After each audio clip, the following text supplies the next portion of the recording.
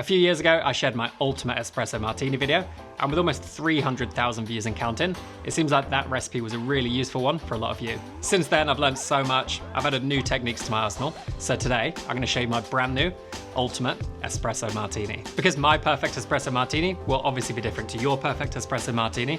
I'll also talk through how you can adapt every single ingredient in the drink and also the ratios and recipe so that you can find the perfect espresso martini for you. There's also a really exciting announcement in the video which I can't wait to share with you.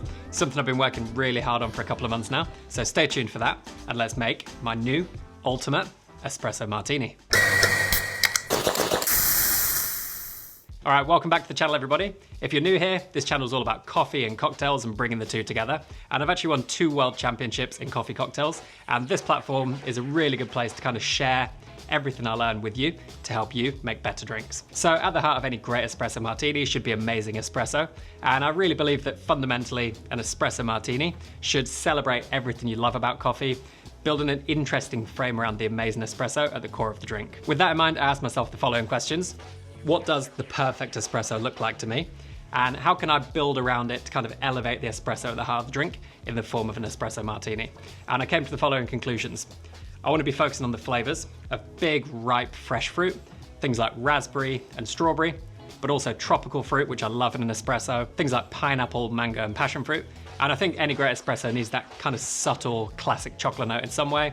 Really importantly, in an espresso martini, we really need that kind of weight, clarity and intensity so that when you add the other ingredients to the drink, the espresso really punches through and stays at the forefront of the drink. Although this obviously isn't the classic espresso martini flavor profile, this drink really tries to maintain the DNA of the drink that Dick Bradshaw created way back in the 1980s. Granted, I'm not sure he was drinking natural, yeast-inoculated Gesha coffees, but ignoring that for a second, we're still sticking with the base of espresso, a spirit, and a sweetener, and we're gonna add some little flourishes in there and interesting ingredient choices to take that espresso martini at its core into a really exciting and modern new place. With those characteristics in mind, we're gonna need a few things for our espresso martini.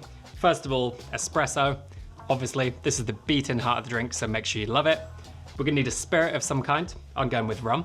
And I've actually got the rum I'm gonna serve in the drink in the freezer so that it's really nice and cold. The reason I've done that is so we can serve our hot espresso, really nice and fresh, freshly brewed out the espresso machine with our rum, which is really cold, creating a kind of temperature equilibrium, balancing out the hot and the cold.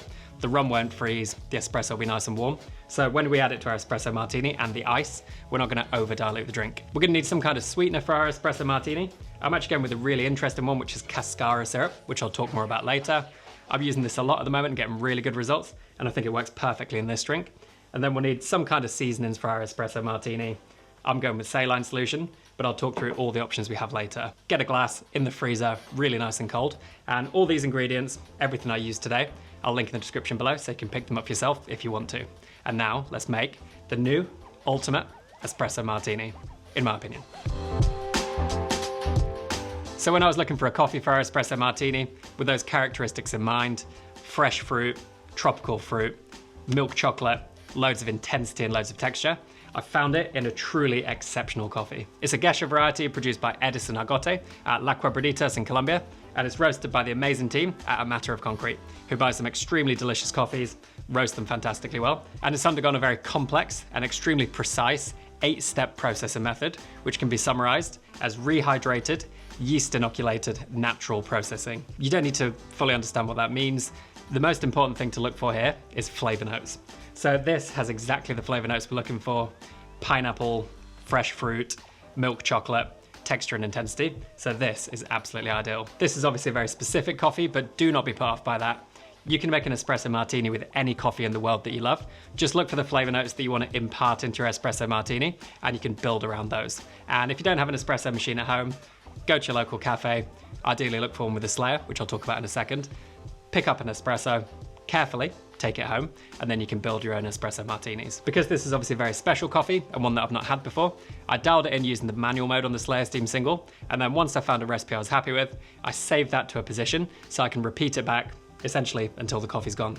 And it probably won't last very long. I went for a 10-second reduced flow pre-infusion using the machine's dedicated pre-infusion circuit, extracting the first 30 grams of the shot in the full unrestricted flow rate, and then backing down into that restricted flow for the final 10 grams, just to round out those brighter fruit flavors. This gave me a total yield of 40 grams from an 18-gram dose, and a total contact time of between 40 and 45 seconds. And one of the things I love the most about brewing on the Slayer machines is you get the most incredible flavor clarity and texture into your extractions. We're gonna go into our shaker with our 40 grams of espresso, and now I can tell you all about my very, very exciting announcement. So I'm so excited to share this with you guys. I've created a full video series all about the Slayer Steam Single, and that video series is now live on the Slayer YouTube channel. In the series, we introduce the Slayer Steam Single, run through the features and setup of the machine, talk through and demonstrate the different ways of brewing, and cover some really useful tips about building delicious espresso-based drinks. I genuinely put a huge amount of work into making these videos, so on a personal note, I really hope you enjoy them, I really hope you find value in them, and I really hope you check them out. Head on over to the Slayer YouTube channel, which I'll put as the top link in the description below, and also at the end of this video, I'll put the full playlist for you to watch. Watch the videos, enjoy the videos, give them some love if you really enjoy them, and ask any questions you have in the comments and I'll be there to answer them. So I look forward to you watching those. Can't wait to hear what you think. But for now, we're gonna make the rest of our espresso martini. So for the spirit in this espresso martini, I'm going with rum, because it really complements those tropical flavors and the kind of fresh fruit flavors and the chocolatey spicy notes at the end of the espresso. And I'm not gonna pour from the bottle, I'm gonna pour from the one that I prepared earlier, which is now in the freezer, which I'll grab. So this is really nice and cold, balances out our espresso, and I'm gonna go in with 40 mils. So this is Plantaray XO rum. This is a really delicious blend of aged rums. We've got flavors of pineapple in there, mango, ripe banana and vanilla, and also there's kind of rounder, deeper notes of butterscotch and spice coming through as well. So this perfectly ties in with our espresso, but as I said before, you can use any spirit out there, as long as it ties in with the coffee that you've chosen. Don't feel too limited to using vodka, which is the kind of classic spirit, or rum. Experiment with different spirits and also different sweeteners, and then you can build your own preferred flavor profile. So speaking of sweeteners, we need to add one. For the sweetener in our ultimate espresso martini, I wanted to keep something that's relevant to coffee, but not directly the same. For my previous recipe, I used coffee saccharum syrup, which is a really nice way to use leftover spent espresso pucks to make a syrup. But for this, I want to incorporate coffee in a slightly different way. So cascara syrup is made from cascara. Cascara being the fruit from around the coffee beans, which is dried out. You can pretty much treat it like a tea, and it's got really nice dried fruit flavors, raisin, dried mango, and it just works really nicely to kind of complement the flavors in the drink. To make this, very simple, 10 grams of cascara infused with 100 grams of boiling water.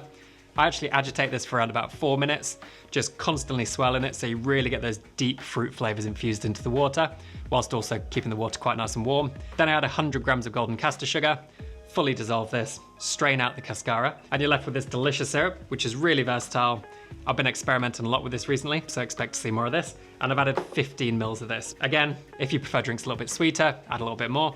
If you prefer them a little bit drier, add a little bit less. And don't be afraid to adapt this recipe to suit your own preferences. Similarly, if you want to add a flavored syrup, that can be really effective and something I've done a lot on the channel. That will bring a slightly different flavor profile to the drink. You can use different sugars, different ratios.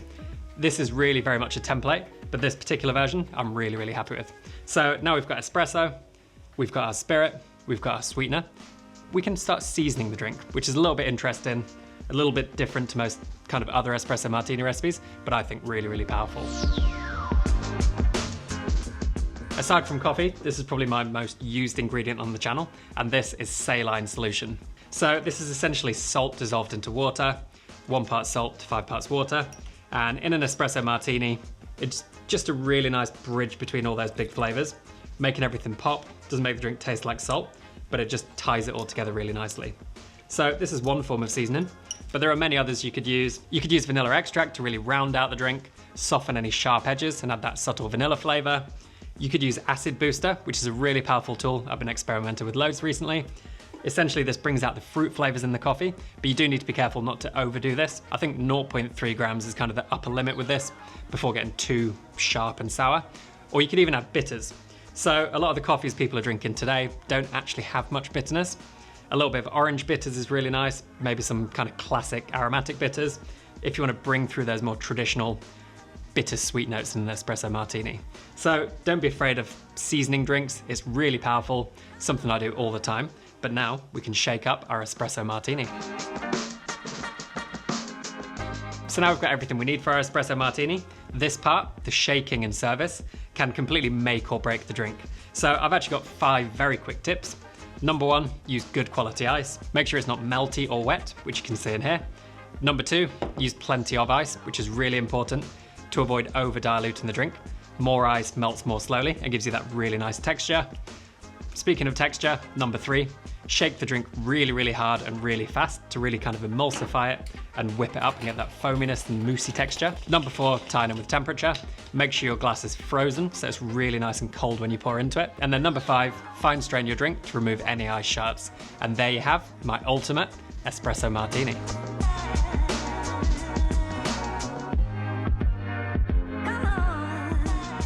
For me, no garnish necessary on this drink.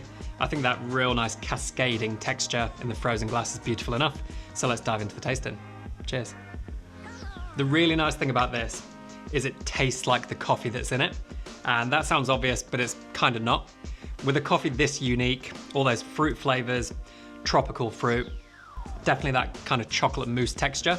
It's really hard to amplify and elevate that, but I think this does it really nicely.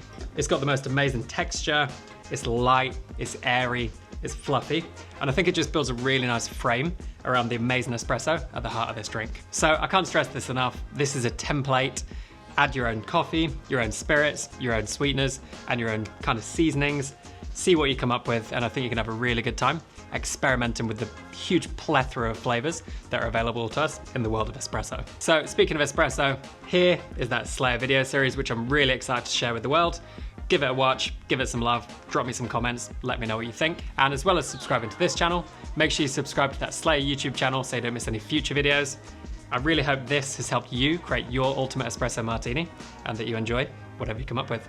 So enjoy the videos, enjoy the drinks, and cheers.